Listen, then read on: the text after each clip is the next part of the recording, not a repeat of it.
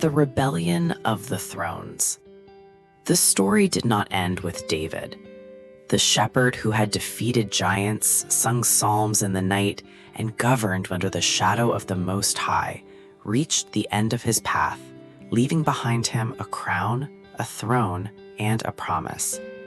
From the days of Abraham, God had guided his people through deserts, open seas, burning mountains, and impossible battles. He had led them out of slavery, fed them with bread from heaven, brought them to Canaan, and given them an inheritance among the nations. But Canaan was not the end. It was merely a sign, a luminous shadow of a better homeland. The previous narrative led us from the lost garden to the established kingdom, from the call of a pilgrim to the throne of a king after God's own heart. We saw altars rise in strange lands, promises survive the passing of generations, slaves become a nation, and a cloud of glory descend upon the sanctuary. We saw the Most High walk with his people, correct them, sustain them, set them free, and call them again and again to remember who they were and why they had been chosen.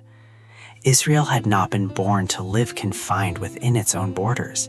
It had been called to be a light, a vineyard planted by the hand of the Lord on a fertile hill, a nation surrounded by the law of heaven, cared for by divine mercy, and destined to bear fruit for the blessing of all peoples.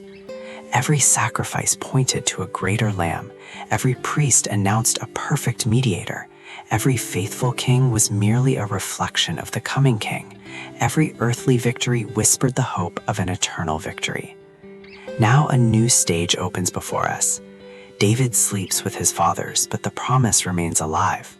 On the throne sits Solomon, heir to glory, wisdom, and responsibility. In his days, Jerusalem shines like a jewel among the mountains. The temple rises majestically, and the Creator himself fills it with his glory. For a moment, it seems as if earth touches heaven. Nations hear of the king's wisdom. Peoples look toward Jerusalem. The vineyard seems to flourish. But the human heart is a battlefield, and even amidst gold, psalms, and greatness, danger lurks. This new song will lead us through the luminous corridors of the temple and the dark paths of apostasy. We will see how faithfulness can raise a nation and how pride can break it. We will hear the voice of prophets who rise like trumpets in times of confusion. Men sent by God will stand before kings, multitudes, and empires, not with armies in their hands, but with the burning word of the Lord on their lips. Elijah will challenge idolatry on Carmel. Elisha will walk amidst miracles and mercy. Isaiah will contemplate the king in his beauty. Jeremiah will weep over a city that refused to listen. Daniel will remain faithful in foreign courts as empires rise and fall like waves before the throne of the Most High. And amidst it all, one truth will remain unshaken.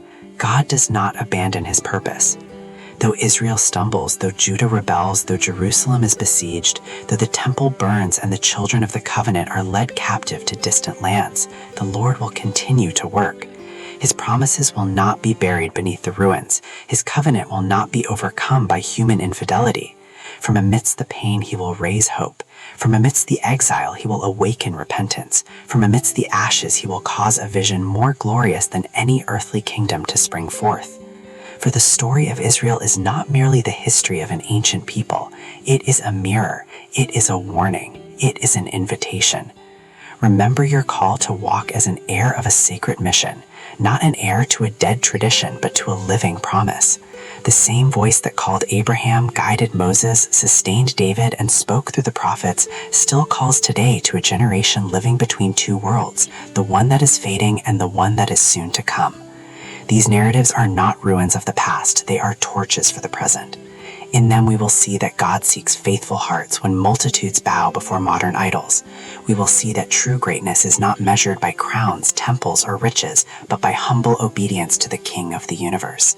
We will see that even when all seems lost, heaven continues to write its story with invisible hands.